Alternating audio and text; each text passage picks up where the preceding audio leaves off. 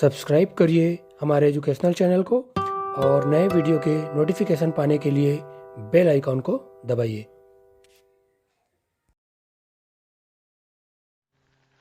आज के वीडियो में हम क्लास 7th हिस्ट्री इतिहास विषय के अंतर्गत तीसरा भाग है हमारा MCQ multiple choice question answers का तीसरा भाग। और इस भाग में हम जिन चैप्टर्स के मल्टीपल चॉइस क्वेश्चन आंसर्स को शामिल करेंगे वे है मुगल साम्राज्य के जो बादशाह हुए बाबर, हुमायूं, अकबर, जहांगीर, शाहजहां, औरंगजेब, इनसे जुड़े हुए इम्पोर्टेंट MCQ और मुगलकालीन जनजीवन।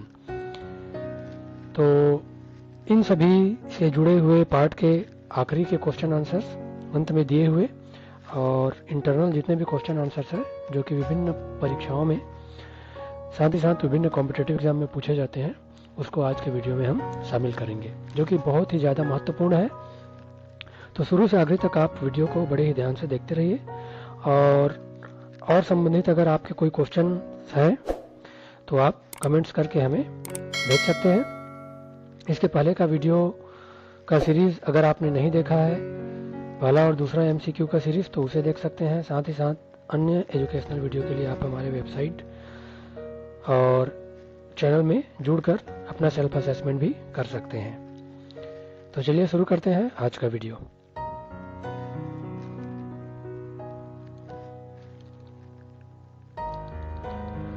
बाबर के पिता जो थे उमर शेख मिर्जा कहां के शासक थे?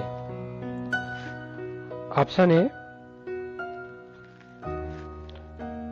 फरगाना, बी तुर्की, सी मंगोल या डी इनमें से कोई नहीं। तो इसका सही आंसर आ जाएगा फरगाना एक जगह है, वहां का क्या था, उमर शेख मिर्जा शासक था। खानवा का युद्ध किनके बीच हुआ था? बाबर और इब्राहिम लोदी के बीच, बी बाबर और राणा सांगा के बीच, सी हुमायूं और इब्राहिम लोदी के बीच, डी हुमायूं और राणा सांगा के बीच।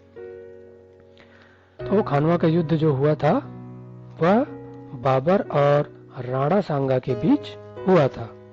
सही आंसर इसका।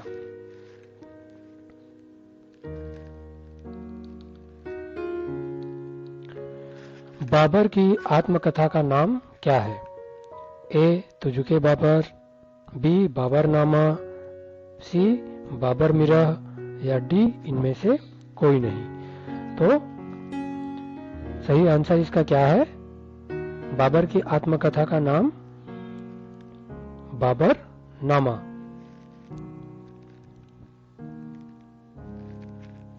चौसा का युद्ध किसके बीच हुआ था? शेरशाह और बाबर के बीच, शेरशाह और हुमायूं के बीच, राणा सांगा और हुमायूं के बीच या डी इनमें से कोई नहीं।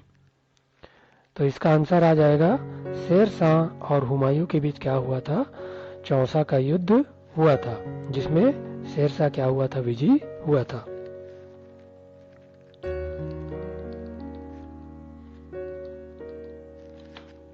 बिलग्राम का युद्ध शेरशाह और हुमायूं के बीच हुआ था, जिसमें शेरशाह भी ही जीता था। और यह युद्ध कब हुआ था? ए 17 मई 1540 ईस्वी को, बी 15 मई 1541 ईस्वी को, सी 14 मई 1544 ईस्वी को या डी इनमें से कोई नहीं।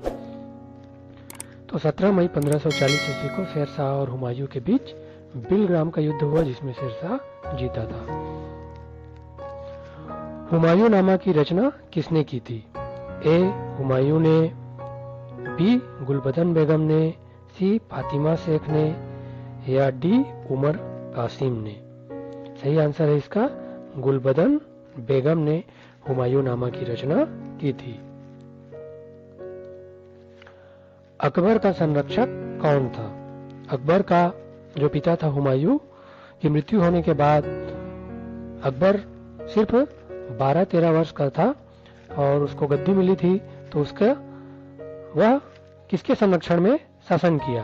Option A Asaf Khan, B Bairam Khan, C Mubarak Khan या डी इनमें से कोई नहीं। तो सही आंसर आ जाएगा इसका बैरम खां। बैरम खां के संरक्षण में अकबर ने वयस्क होने तक शासन किया था। अकबर का सेनापति कौन था? ए भगवान दास, बी आसफ खान, सी भारमल, डी मान सिंह। सही आंसर आ जाएगा राजा मान सिंह जो थे वे क्या थे? अकबर के सेनापति थे और वह उनके 9 रत्न में भी शामिल थे। 18 जून 1576 ईस्वी को हल्दी घाटी का युद्ध किसके किसके बीच हुआ था? याद रखेंगे 18 जून 1576 ईस्वी को हुआ था हल्दी घाटी का युद्ध। ए अकबर और राणा प्रताप के बीच, बी जहांगीर और राणा प्रताप के बीच, सी अकबर और राणा सांगा के बीच, या डी इनमें से कोई नहीं। तो अकबर और राणा प्रताप के बीच क्या हुआ था? 1576 ईस्वी में 18 जून को हल्दी घाटी का युद्ध हुआ था। दसाला बंदोबस्त व्यवस्था किसने लागू की? एक बंदोबस्त व्यवस्था का नाम है दसाला, जिसको किसने लागू किया? ए टोडरमल ने, बी अब्दुल समद ने, सी हकीम हुकाम ने, या डी इनमें से कोई नहीं। तो इसका सही आंसर है टोडरमल ने 10 साला बंदोबस्त व्यवस्था लागू की थी। निम्न में से कौन अकबर के दरबार के 9 रत्न में शामिल नहीं है? बीरबल, टोडरमल, तानसेन, शहरयार। तो बीरबल, टोडरमल, तानसेन तो 9 रत्न में शामिल थे, लेकिन शहरयार नहीं थे।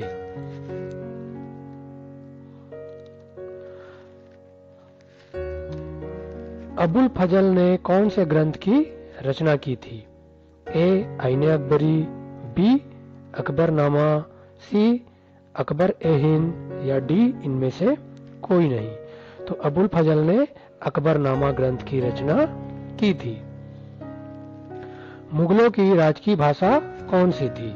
ए उर्दू, बी फारसी, सी हिंदी, डी अरबी। तो इसका सही आंसर है फारसी, मुगलों की राजकीय भाषा थी।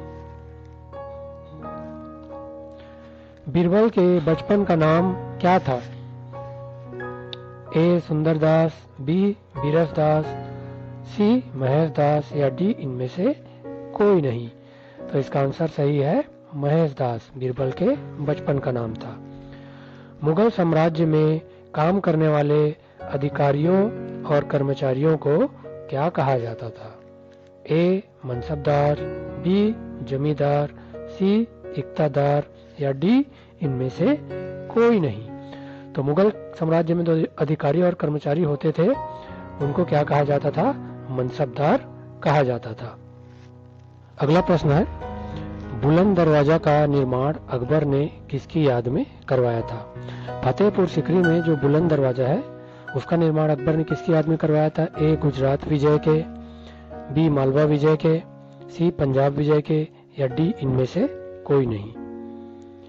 तो इसका सही आंसर है गुजरात को जब विजय किया था, गुजरात विजय हुआ उसके बाद अकबर फतेहपुर सिकरी के बुलंद दरवाजा का निर्माण उसी की याद में करवाया था। न्याय की जंजीर के लिए प्रसिद्ध शासक कौन था? ए अकबर, बी जहांगीर, सी शाहजहां, डी औरंगजेब। तो न्याय की जंजीर के लिए प्रसिद्ध शासक जो रहा वो था जहांगीर। जहांगीर के शासनकाल में एक न्याय की जंजीर लगाया गया था जिसमें कोई फरियादी अपना उस जंजीर न्याय की जंजीर को बजाकर अपना फरियाद बादशाह तक पहुंचा सकता था। तो झुके ए जहांगीरी को पूरा करने का श्रेय किसको जाता है? नूरजहां को, मोतमिंद खां को, आशिफ खान को, या इनमें से कोई नहीं। तो इसका सही आंसर आ जाएगा मोतमिंद खां को। तो झुके जहांगीरी को पूरा करने का श्रेय जाता है। जहांगीर ने अपने पुत्र खुसरो की सहायता करने के कारण सिखों के किस गुरु को फांसी दिलवा दी थी? खुसरो ने क्या किया था? जहांगीर के विरुद्ध विद्रोह कर दिया था और उस विद्रोह में सिखों के गुरु ने सहायता की थी, तो उसको जहांगीर ने फांसी दिलवा दी थी। वह कौन थे? ए गुरु अर्जुन देव, बी गुरु तेग बहादुर, सी गुरु नानक, डी इनमें से कोई नहीं। तो इसका सही आंसर है गुरु अर्जुन देव को जहांगीर ने फांसी दिलवा दी थी। हिंदी साहित्य का स्वर्ण काल किसके काल को कहा जाता है? ए जहांगीर, बी औरंगजेब, सी शाहजहां या डी अकबर। तो इसका सही आंसर आ जाएगा अकबर के शासनकाल को हिंदी साहित्य का स्वर्ण काल कहा जाता है। Captain Hawkins, sir Thomas Roe, William Finch किसके शासनकाल में आए थे? अकबर के, जहांगीर के, बी सी शाहजहां के, डी औरंगजेब के। तो ये सभी किसके शासनकाल में आए थे? जहांगीर के शासनकाल में आए थे। ताजमहल का निर्माण करने वाला वास्तुकार कौन था? उस्ताद मिन्हास लाहौरी, उस्ताद सलीम अमीन, उस्ताद अहमद लाहौरी या डी इनमें से कोई नहीं। तो सही आंसर है इसका उस्ताद अहमद लाहौरी ने क्या किया था? ताजमहल का निर्माण करने वाला मुख्य वास्तुकार था या उस्ताद अहमद लाहौरी। अगर आपने और क्लास 6, 7, 8 के कंप्लीट एमसीक्यू हिस्ट्री और साइंस के देखना चाहते हैं, जानना चाहते हैं, तो उसे डिस्क्रिप्शन में जाकर या हमारे चैनल से जुड़कर आप जितने भी महत्वपूर्ण एमसीक्यू संबंधित वीडियोस है उसे देख सकते हैं। परीक्षा की तैयारियों के लिए यह बहुत ही ज्यादा महत्वपूर्ण है। अगले प्रश्न पे चलते हैं हम। मयूर सिंहासन का निर्माण किसने करवाया था? ए औरंगजेब ने, बी अकबर ने, सी जहांगीर ने या डी शाहजहां ने। तो सही आंसर आ जाएगा मयूर सिंहासन का निर्माण शाहजहां ने करवाया था। देवराई का युद्ध किसके किसके बीच हुआ? औरंगजेब और दारा के बीच, ए ऑप्शन, बी जहांगीर और शहरयार के बीच, सी औरंगजेब और शिवाजी के बीच या डी इनमें से कोई नहीं। तो इसका सही आंसर आ जाएगा औरंगजेब और दारा जो औरंगजेब का भाई था उसके बीच हुआ था। इसे उत्तराधिकार के युद्ध के नाम से भी जाना जाता है। औरंगजेब ने इस्लाम न स्वीकारने के कारण सिखों के किस गुरु की हत्या करवा दी थी? औरंगजेब जो था वह कट्टर मुसलमान था और सिख गुरु ने इस्लाम धर्म स्वीकार नहीं किया था, तो उसकी हत्या करवा दी थी। वह कौन थे? ए गुरु अर्जुन देव, बी गुरु तेग बहादुर, सी गुरु अंगद देव या डी गुरु गोविंद सिंह। तो इसका सही आंसर आ जाएगा गुरु तेग बहादुर की औरंगजेब ने हत्या करवा दी थी इस्लाम धर्म स्वीकार नहीं करने के कारण। शिवाजी ने किसकी हत्या बगनक से कर दी थी? अफजल खान की, ए, बी आसफ खान की, सी आमिर हसन की या डी इनमें से कोई नहीं। तो सही आंसर है इसका अफजल खान की हत्या शिवाजी ने कर दी थी बगनक से। शिवाजी और जय सिंह के बीच पुरंदर की संधि कब हुई? ए 22 जुलाई 1655 ईस्वी को, 22 जून 1665 ईस्वी को, 22 जून 1667 ईस्वी को या डी इनमें से कोई नहीं। तो सही आंसर है इसका 22 जून 1665 ईस्वी को पुरंदर की संधि शिवाजी और जय सिंह के बीच हुई थी। शिवाजी के माता का नाम क्या था? ए महामाया देवी, बी जीजाबाई, सी सुमित्राबाई या डी इनमें से कोई नहीं। तो इसका सही आंसर आ जाएगा जीजाबाई जो था शिवाजी के माता का नाम था। स्थापत्य कला का स्वर्ण काल किसके काल को कहा जाता है? मतलब भवनों का निर्माण बहुत ही बेहतर तरीके से हुआ, उच्च कृति हुआ, उच्च क्वालिटी का भवन निर्माण हुआ किसके काल में हुआ? स्वर्ण काल स्थापत्य कला का। तो ए जहांगीर के काल को, अकबर के काल को, सी शाहजहां के काल को या औरंगजेब के काल को। तो सही आंसर आ जाएगा स्थापत्य कला का स्वर्ण काल शाहजहां के काल को कहा जाता है।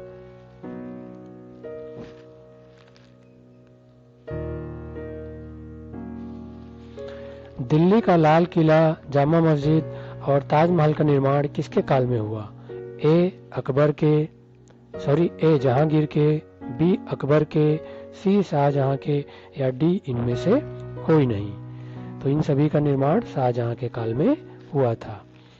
मुगल काल में शासन का सर्वोच्च कौन होता था? ए जमींदार, बी मनसबदार, सी बादशाह या डी इनमें से कोई नहीं।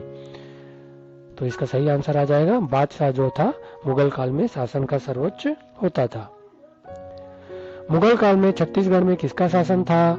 ए कलचुरी वंश, बी फड़ीनाग वंश, सी हैहयवंशी वंश या डी इनमें से कोई नहीं। तो सही आंसर है मुगल काल में कलचुरी वंश का शासन था। दिल्ली के लाल किले का निर्माण किसने करवाया? ए अकबर ने, बी शाहजहां ने, सी जहांगीर ने या डी औरंगजेब ने। तो सही आंसर आ जाएगा शाहजहां ने।